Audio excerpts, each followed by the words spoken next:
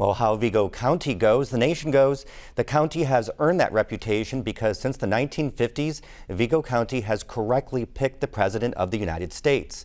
Well, Max Jones has been working in Terre Haute for 35 years.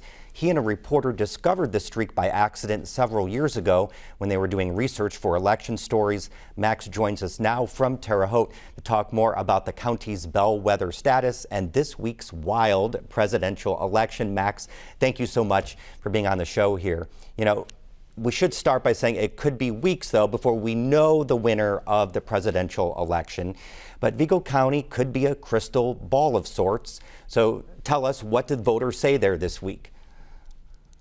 Well, they certainly weren't very ambiguous about how they were choosing this election. Vigo County went strongly for President Trump in this election, like they did 4 years ago in 2016. It was a little over 56% of the vote to Joe Biden's about 41, 42%. So it was a very similar margin as it was 4 years ago. So it was pretty clear what the choice was in Vigo County.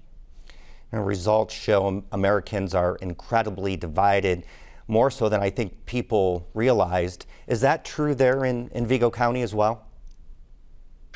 Well, given the results that we just saw this week, there certainly is a division here. I think there is in every community, but it's not a very close division at this point.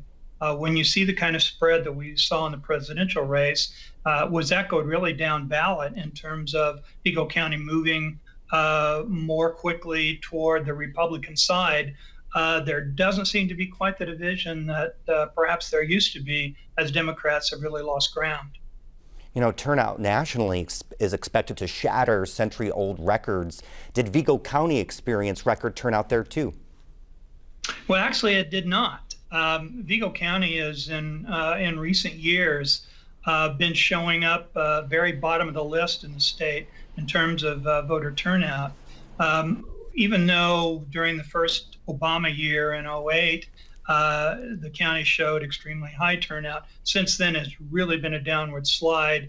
It looks like we're probably in the area of 50% voter turnout again this year, although we won't know the final total. But it looks like it's about that, very similar to what it was in 2016, but up a little bit from 2018. You know, if the county's bellwether streak ends, do you think that says anything about changing views or demographics there in Terre Haute? Well, it certainly does. You know, I think they're probably, you know, you have to look at this bellwether streak for what it was.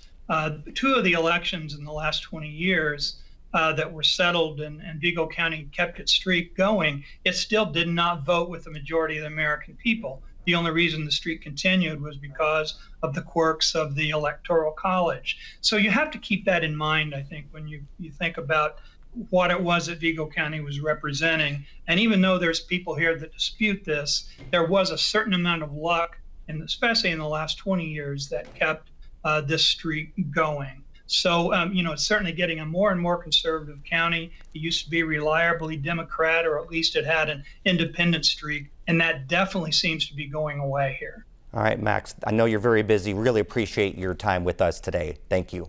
Thanks for having me.